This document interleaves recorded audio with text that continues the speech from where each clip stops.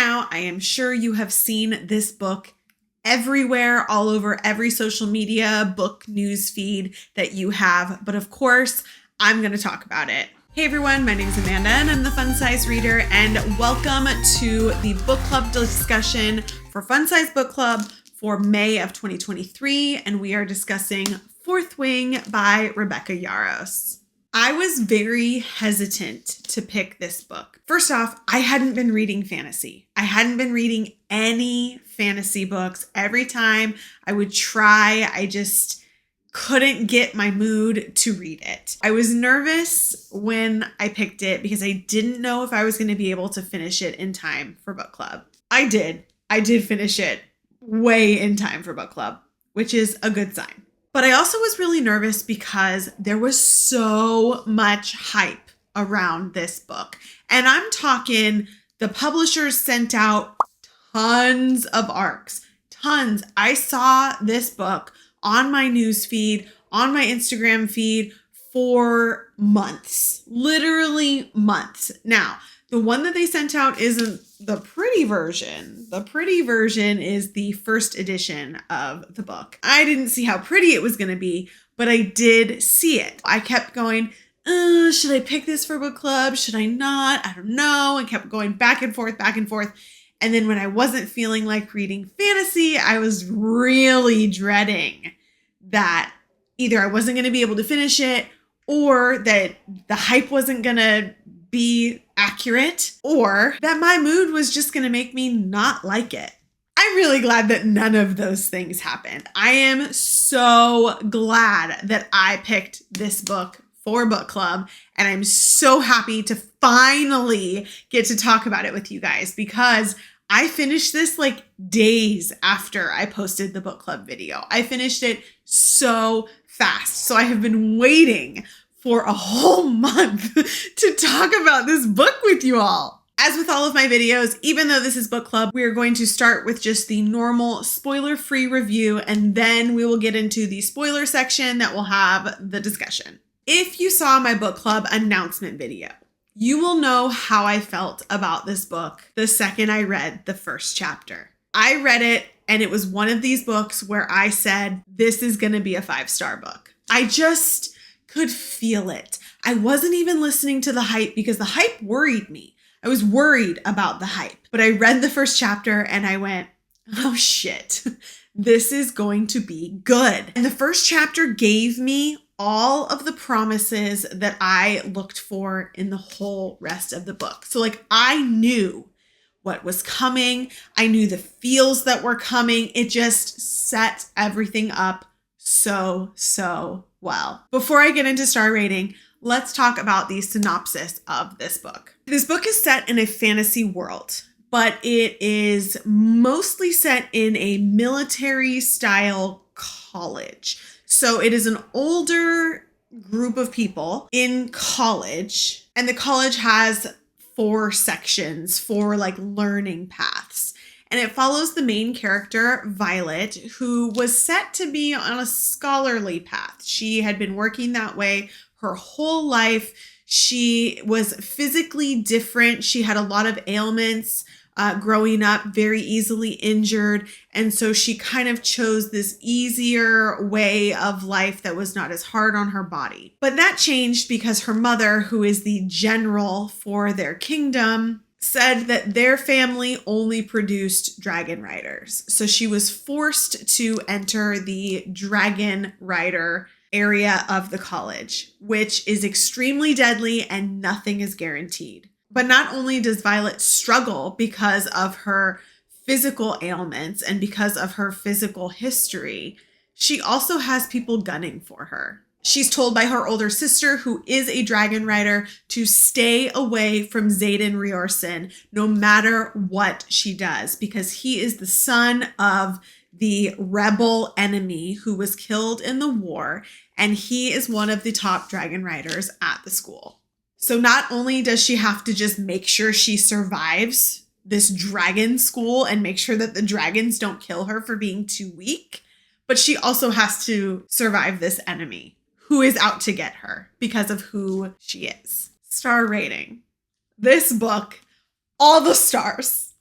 all the stars. All the stars. I can't say that enough. This is more than 5 stars for me. This is just the type of fantasy book, fantasy romance that I look for. This is a gem. This is what fantasy readers, especially fantasy romance readers, look for in a book.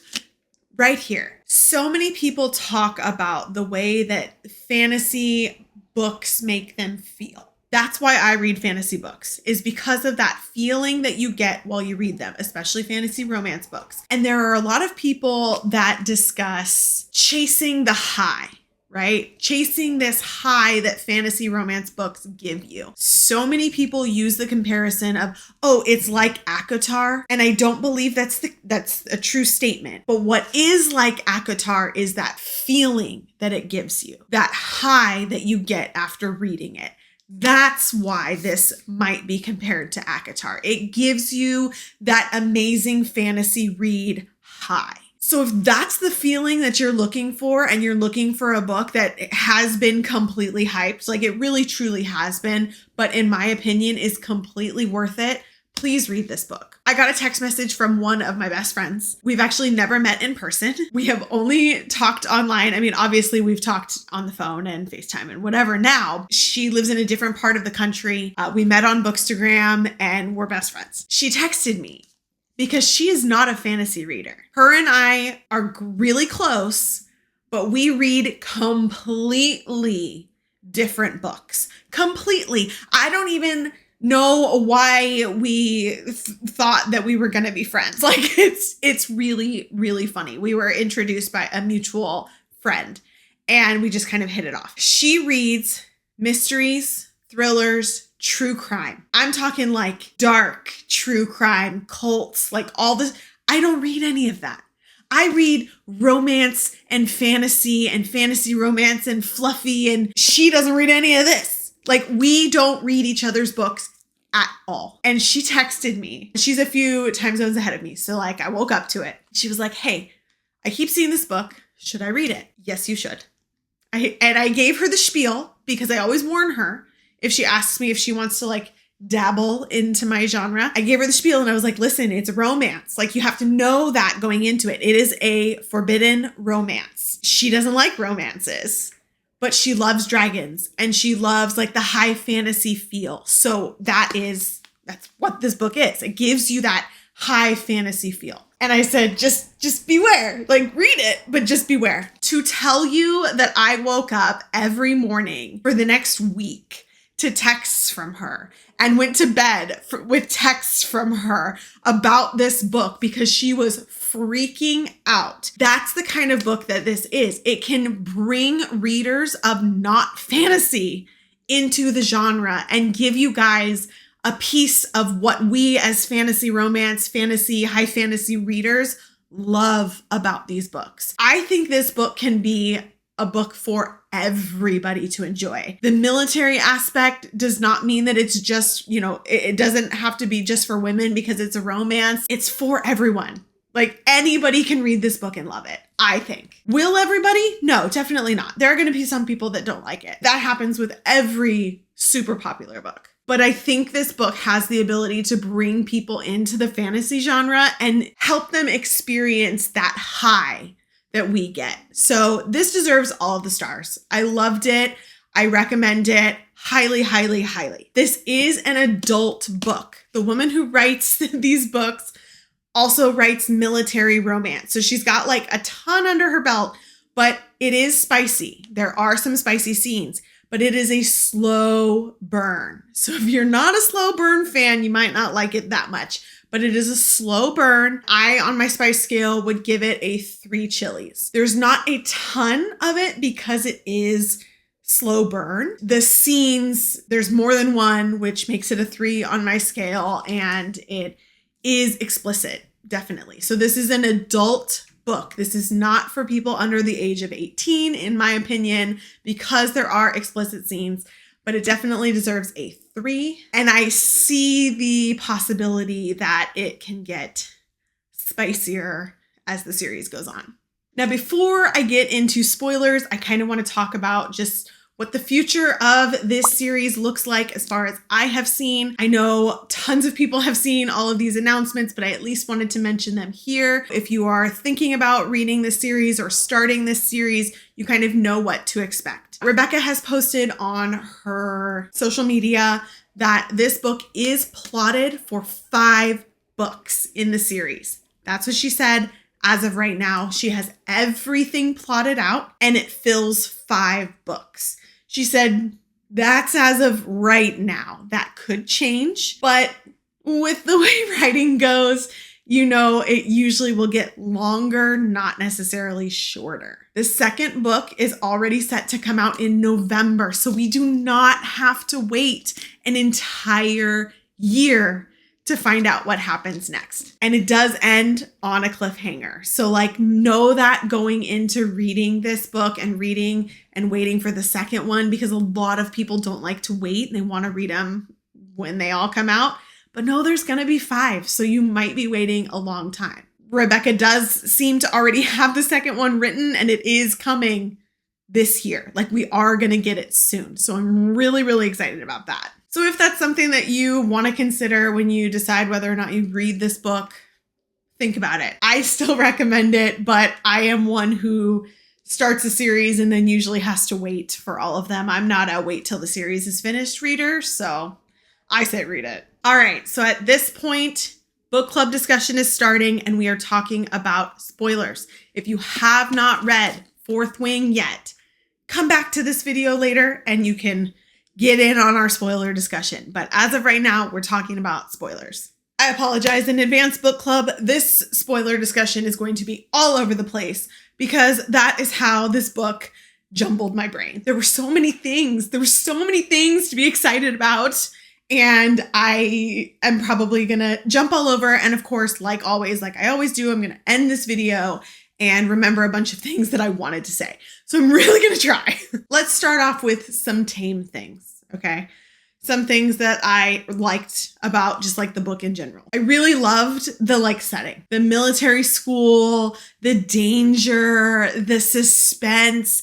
I loved that it kind of gave us that Game of Thrones vibe, not only with the dragons, but like you don't really know who's gonna die. Like people start dying so quickly and you can't get attached to people and you just don't know what's gonna happen or who's gonna be bad. And that whole vibe just was so good and so enjoyable to read. And giving us that vibe in this military school, but having the like stakes heightened with the dragons also as part of it. And you don't know what's gonna happen with them and they're unexpected. And are you gonna pair it with a dragon or not? Like it's just the whole vibe. Loved the whole vibe.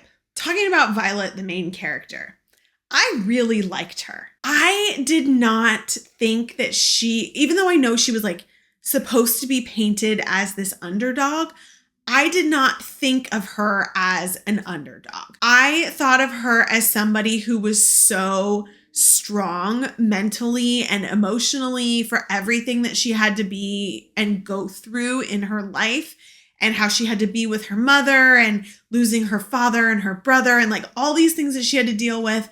Like it didn't matter that her body was quote unquote weak. Like I know that point was so hammered home in the story because it was important with like the dragons and the other students and people trying to kill her and then her being the general's daughter. Like it was so important, but I just like didn't care. I didn't care about it because like I didn't see her as this weak character. I really, really liked her character. And what was funny is as I was reading her description, I was like, oh, like I have a background in medicine, okay? Outside of my reading stuff and author stuff, I have a background in medicine. I was reading her description and I was like, God, this sounds so familiar. Like this sounds so much like Ehlers-Danlos syndrome. I thought it was actually really, really cool to find out that Rebecca has Ehlers-Danlos syndrome. Like she posted about it on her Instagram, and I was like, wow, like it just made me feel like this character was so much more real for her. It kind of reminded me of Bridget Kemmerer putting in her A Curse So Dark and Lonely. Harper had cerebral palsy. Like it didn't make me feel that the character was weak. Like it made me feel that the character was so much stronger. And I really, really liked that aspect. And I really liked that I felt like Rebecca gave us a piece of herself. And she wrote this character for her. And I loved that. I loved it so, so much. One thing I will say about because we're kind of talking about the main character, talking about just general things that I liked.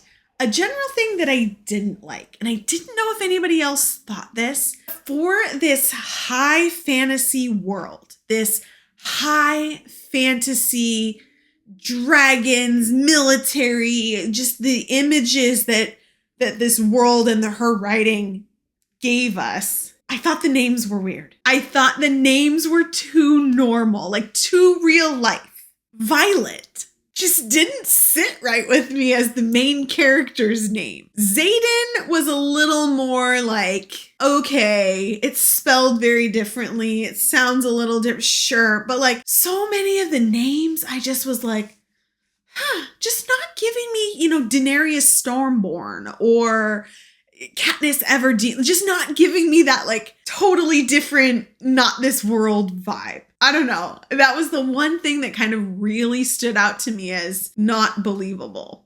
That's the only thing that I really didn't like about the book, I think. I don't know. Maybe I'll come up with some other things that I didn't like. But since we were talking about the main character, I wanted to bring that part up. Because this was book club, I had so many of you sending me DMs, live DMing me as you were reading this book. So I got to experience so many of your reactions so far.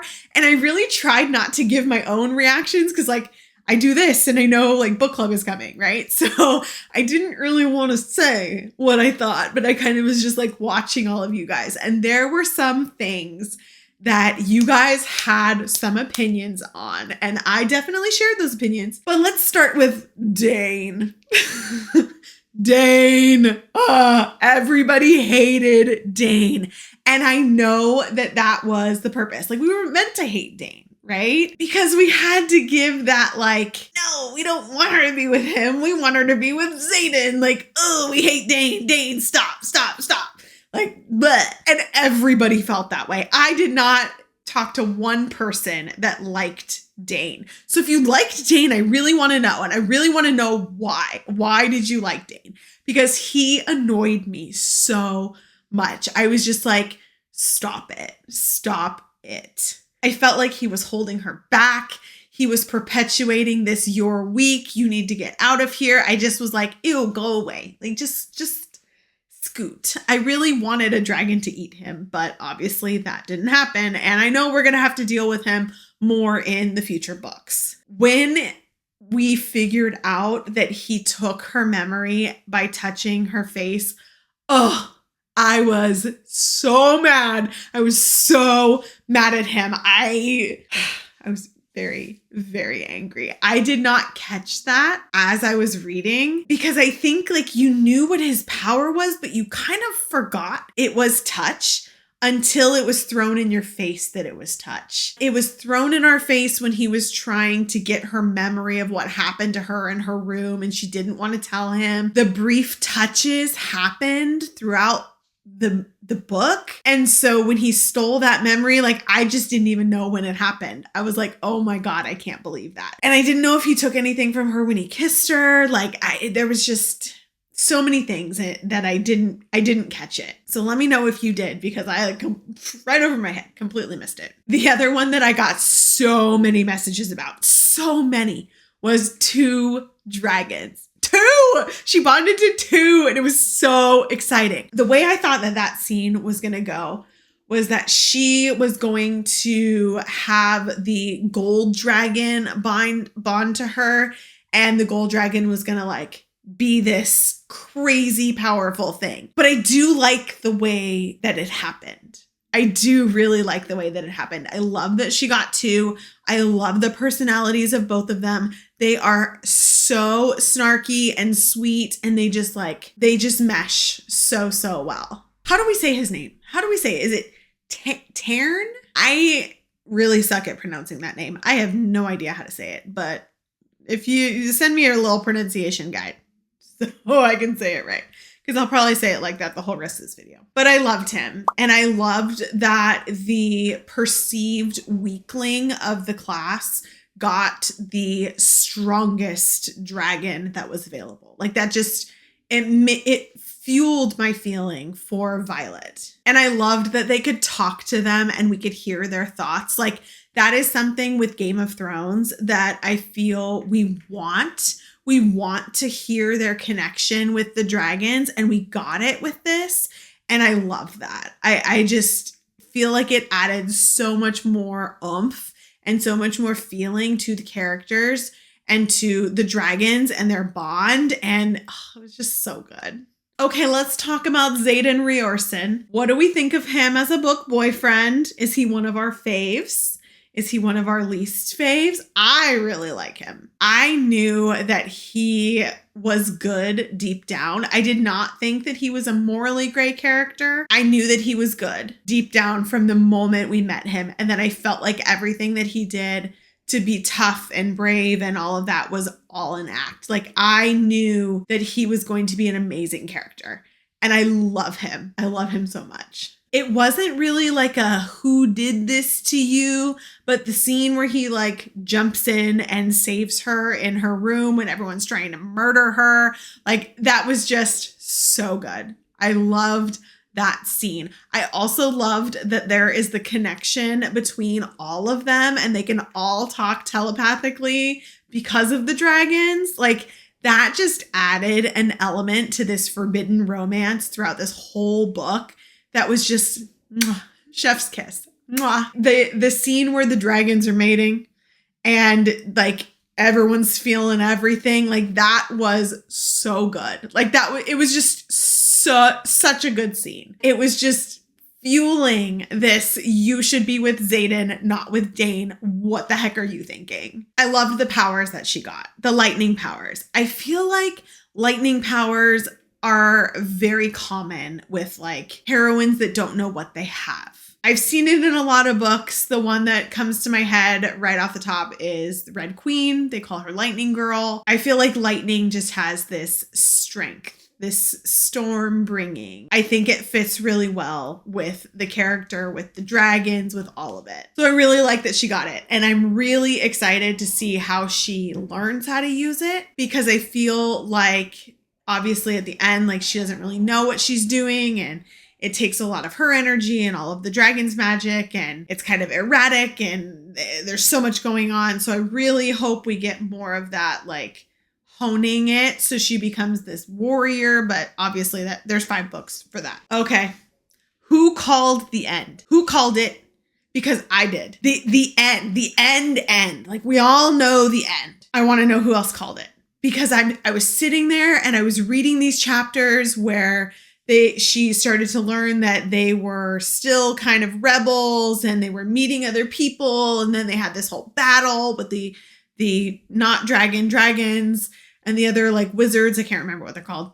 I just went, her brother's still alive. Why would we have this diary? Why would we keep bringing up that it was Xaden's father that killed him? Why would we, like, why? It was too many times to just be a coincidence. So I was sitting there going, he's still alive. And so as I'm reading this, I'm yelling to my husband in the kitchen, if she doesn't make him alive, she missed the boat.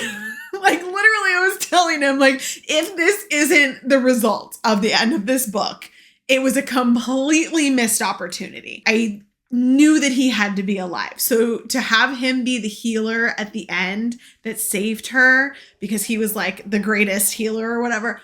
So good. So good. I'm so glad Rebecca didn't miss that boat because it validated like the whole story and it just brought everything together. And it just gives you so much of a like everything that we knew that we built in this world and this military college and this conflict is just, it's wrong. It's just wrong. So I loved it. I loved the end. I loved the cliffhanger. I'm so excited to see what happens in the next book. I'm really sad that so many people died. There were so many characters that died, so many that we liked, even though we didn't really know them, so many that we loved and we did know them. Liam, another name that I didn't feel fit in this book because it's like one of the top names on baby names right now. Obviously I'm looking, but like Liam, love the name. Weird in a fantasy book though. Kind of. Anyways, when he died, I was so sad. I was so sad. You build this bond with him the whole time, and he's this bodyguard figure, and then you just kill him at the end, and it just ripped my heart out. And his dragon died too, and it was just really sad. It was really sad. Like there was so much of that. And because you never knew when someone was going to die, you never knew when a dragon was going to die, there was all that suspense that just hummed throughout the whole book. And it just made it so enjoyable to read. And one of the reasons why I said in the beginning, anybody could read this book and love this book, of even people who don't read fantasy, because it gives you that on the screen suspense, on the edge of your seat feeling the whole time.